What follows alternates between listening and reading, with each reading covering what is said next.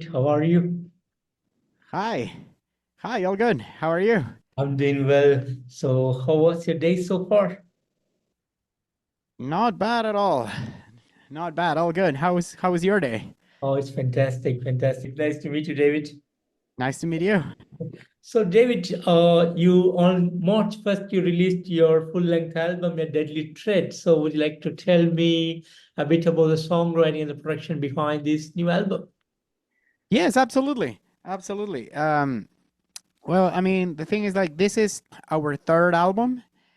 And the thing with it is that this is the first time that we've written an album that's a little bit more of a concept Mhm. than previous albums. Because in the past we've always done just like, individual songs that just fill up the album. But this time, um, I mean, basically, if you listen to each song on its own, they all work perfectly well by themselves. But when you listen to the whole album all together, the lyrics tell you a story. And I'll tell you a little bit about it. It's a story that we wrote about this power hungry entity or being who through destruction and devastation, it tries to rule everything. And so he does that, and because there's been so much destruction and whatnot, then there's nothing to be ruled. He finds himself in a world of nothing. So he's basically the king of nothing. And so then the rest of the album just describes how he feels about it, and all he's in pain and agony and regret, and all that. So that's lyrically what the album is. And then musically it's a little bit more technical than what we've done in the past, because I don't know.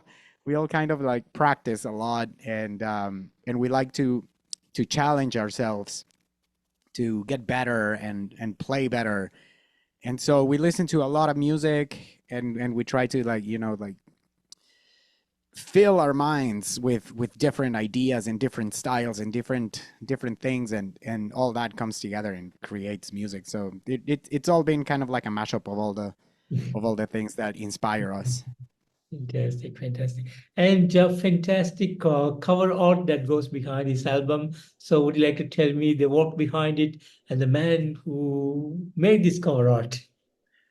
Yes, absolutely. Well, the artist, the design artist that made it, it's a friend of ours that he has actually made all the designs for our covers, for all the albums that we released in the past as well.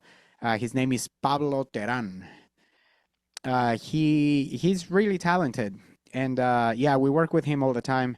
Mhm. And I mean, basically uh, the concept with it is an expansion of the concept of what Madzilla is really, because we have this mascot that we've had since we started, and it's the because Madzilla is what we call it kind of like an insane version of the monster Godzilla. Yeah. Because Godzilla is an animal, he's a wild animal, you know what I mean? And so when he goes into a city and destroys buildings and whatnot, it's not because he's evil, it's because he's a wild animal, and so he's just looking for food or whatnot. And so the twist with that, the Zilla monster, which is our mascot, he is the version of Godzilla that is actually out for blood, you know. And so it's kind of like a crazy version of Godzilla, and that's the Madzilla. And so with that, it's all our artwork and all our designs for our T-shirts and our merch, and then in all our albums and whatnot, it's always uh, Zilla doing something. It's him. He's part of what we are, and it's our theme, and he's our mascot, Zilla. And so the cover is just an expansion of that.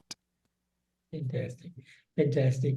And speaking about the album, 10 amazing metal songs, beautifully done. It has a classic touch and has a modern blend of Madzilla in it. and it has crazy beautiful grooves and fantastic musicianship throughout the album. Each and every song perfectly done, awesomely engineered, and the outcome was amazing. And I'm totally enjoying each and every song from this album. So I want to thank you guys for putting up this awesome album this year. Well, thanks so much. Thanks so much. You just made my day. Thank you. And as a creator, as a band, what are your thoughts and how do you guys feel about the outcome of this new album?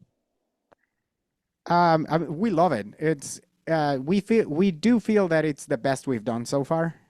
And yeah, like you said, like, because the thing is, like, we put a lot of thought in every riff, and all the solos are very thought of, and same thing with vocals and all the harmonies and whatnot. It's like we put in a lot of work into it. But also it's a lot, uh, like I mentioned previously, it's a lot of um, ideas that we've gotten from music that we listen to.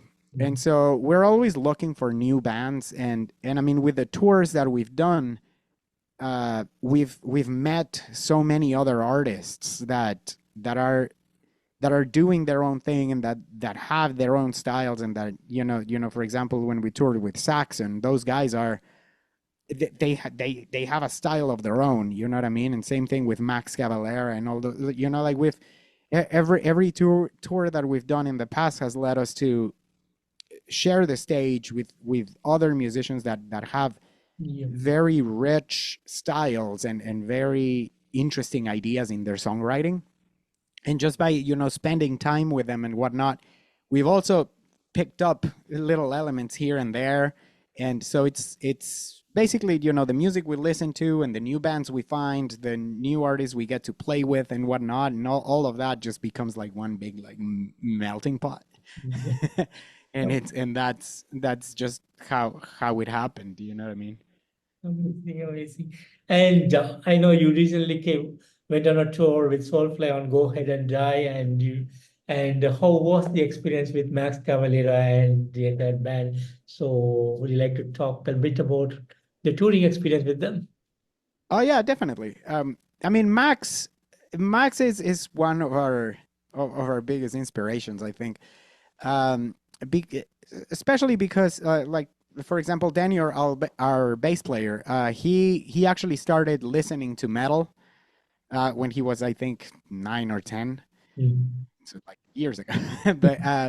But because the reason he started listening to metal was uh, Sepultura, like the early Sepultura with Max, and mm, to me as well, like, I started listening to metal, like, with old Metallica, Yeah. but from that I grew into heavier bands, and Sepultura was one of them, and it was like the early Sepultura with Max. So like our entire lives, our entire metal lives have been influenced by Max.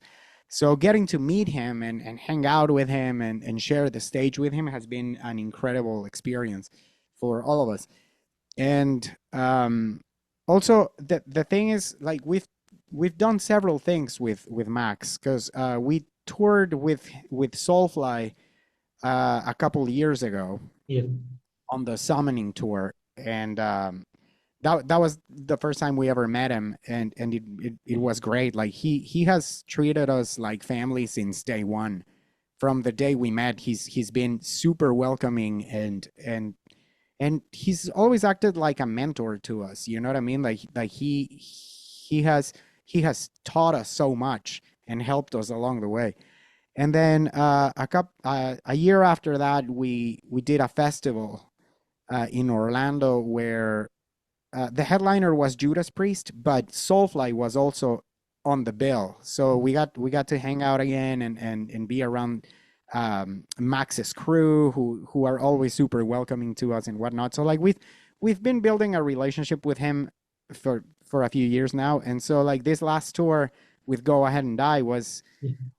like even a sweeter experience, because it was, once again going to be with him and all the crew and whatnot, but it was also getting to see the new project that he's building with his son, Igor Amadeus, Yes. who is another beast. You know what I mean? Like that guy, like he, that guy can sing, man. And all the songs that they've written and the new style they're creating is once again revolutionary. So it's I mean it's been a very very big honor for us to be able to share all that along with Max. Fantastic, fantastic. And any big international touring plans for 2024? Yes, we're doing in May. We're doing a few shows with Tarja, the original singer from Nightwish. Yeah, We're going to Costa Rica and El Salvador. And fantastic, so yeah, we'll do a few shows there, and then we'll see what else happens. fantastic, fantastic. And Madzilla goes way back to 2018. So how has this musical journey been for you guys so far? Well, it's been a roller coaster, man. Because I mean, we started technically, yes, in 2018, but 2018 was kind of like the year when I started recruiting musicians because I had a few songs that I had written, and I just wanted to start a band. And so I kind of started recruiting musicians and whatnot, but our first show was actually in 2019. And from there, like we played quite a bit, and then I mean, we toured and everything, and then the pandemic happened, Yeah, and so everything closed, yeah, and that was kind of like tough for us because we had such momentum that just all of a sudden stopped. You know what I mean? And so what we did is we started we started writing the our second album back then, and we filmed a bunch of videos since we couldn't play anywhere or do anything. What we did was we would just go like in the desert and film a music video and things like that. And so like we put out like 7 videos during that year of the pandemic. And so then the world reopened, and the first thing we did as soon as it reopened was play that festival that I was talking about in Orlando, the Warlando Metal Fest. And then from there we went back to touring, and it's been a very interesting journey because we've been able to share the stage with so many bands, and yeah, some of them huge names and some of them just like us, and the thing for us is that regardless of who you're playing with and who you're meeting and whatnot, everyone has an interesting story to tell, and everyone has different things that make them unique. So like, for example, there's this band. They're called Two Shadows. They're Canadian, and those guys are. It's crazy. They've been doing this thing on social media where it's goths in ungodly places. And so they're like at the beach, like, and everyone is, in a swimsuit and whatnot, and they're dressed in black and their face is painted and whatnot. It's funny. But you know what I mean? Like people tend to have like different ideas and different things that they do. And it's so nice to learn yeah, from other musicians and other artists, whether they're famous or they're just a local band or whatnot. Like everyone has their own thing, and so it's been very fulfilling to be able to share the stage with such a wide variety of artists. And so like it's made our ride a roller coaster for sure. fantastic, fantastic. And what would be the big dream as a band? The big dream as a band. Mm, Well, to be honest, we tend to not think of things as dreams, but more as goals. And so because when you think of a dream is something that a dream would be like, it'd be awesome to date Scarlett Johansson. That's a dream. You know what I mean? But but a goal is something that's actually achievable. yeah, That if you set a goal and you set a timeline and you said it's like, okay, this is what we are working towards, then it's not really a dream.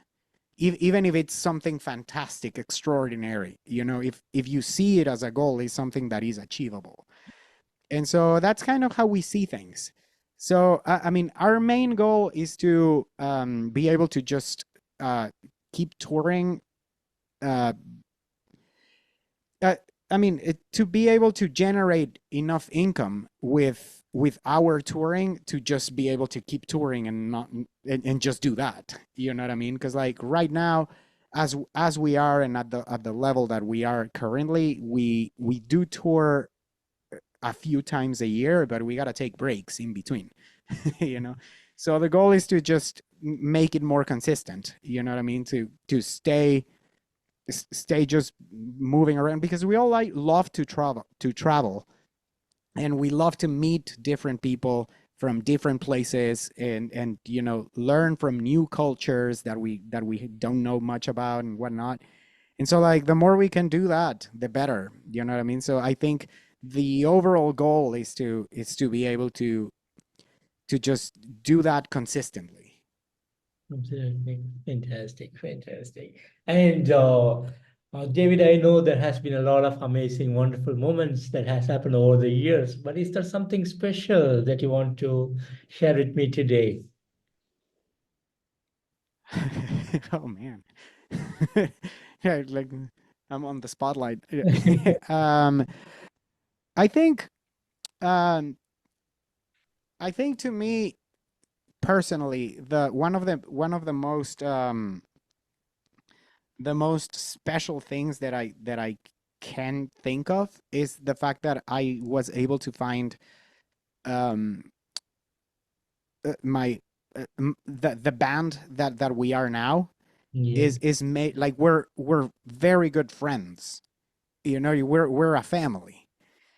And that to me is the most precious thing ever because I have been in many bands before Mm. and I have had a lot of projects and whatnot, and in a lot of those projects, it's been like you know we do a tour, and then at the end of the tour, the feeling that everyone has is like, okay, I don't want to see you for a few weeks. Don't call me. We'll talk later. You know what I mean? Like, and I know a lot of people can relate to that. It's just like because you go on tour and you're with each other Yeah. 24/7 for however long the tour is. So then you get home and it's like, oh my God, I need a break, you know? But with these guys, it has not happened once. You know, like with the Madzilla dudes, like we really are a family, and it's you know like we got from this last tour, we got back from the tour, and the next day we were already on the phone, like, hey, you want to go grab a beer? Or yeah, man, like you know what I mean. So it's I think to me, if you ask me what's something special in this journey, it's is you know having found the family that the band is. That is beautiful, David. Fantastic. And what would be your focus on the next album? Are you planning to have something, a continuation to this album, or this is going to be something very different from what you have done now? Well, to be honest, we've already started writing it. Good. So it's a work in progress. But um, it's definitely very similar style. Is the same kind of feel so far. You know, it's but we always one of the things that kind of like is kind of like our signature is that we always like to challenge ourselves. You know, so like if we were to put out an album that's exactly like a Deadly Threat, then to us it'd be disappointing Yeah. because a Deadly Threat is already a, kind of like the next step from what the previous album, Asphyxiating Cries, was. You Yeah. know, like when that album came out, we were happy with it, but it was always like the next record needs to evolve, you know, and then that's what a Deadly Threat is it's an evolution from what was before. And so it is definitely in the same path, but yes, definitely expect some evolution and you know, and some like we'll write, or at least we'll try to write better riffs and better drums and better vocals and like you know overall better songs. At least that is the hope and the goal. Fantastic, Dave. Fantastic. And just wanted to know, how did you come up with the name Madzilla? Oh, um, that's an interesting question. Well, I always wanted to have some sort of theme with the band, you know, because I like, as you can see in the posters in the back of this studio, I'm a big fan of bands that have some kind of like theatrical theme, you know, Mhm. so like Iron Maiden Yes. or even, you know, Megadeth that has their like Vic Rattlehead guy Yeah. and you know, things like that. I like that extra element that is not just because yes, it's all about the music. Like if the music is not good, then nothing, no matter what you do, isn't nothing matters. But once the music is good, you can go beyond, you know. And I like the bands that do go beyond and have some kind of like Lacuna Coil. Mhm. If you go to a Lacuna Coil show, it's not just a concert, you know. It's an overall show experience, you know what I mean. And that's something that I really appreciate, and I know my bandmates do as well.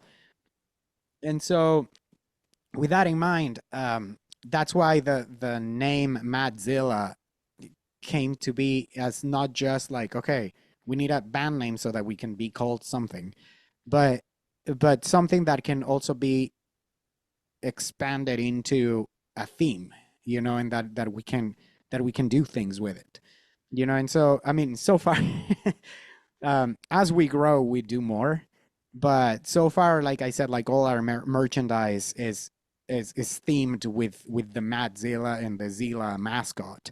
And on stage when we play, we have our banners that are always like, you know, the Zilla mascot doing something like eating a finger or eating someone's eyes or you know whatnot.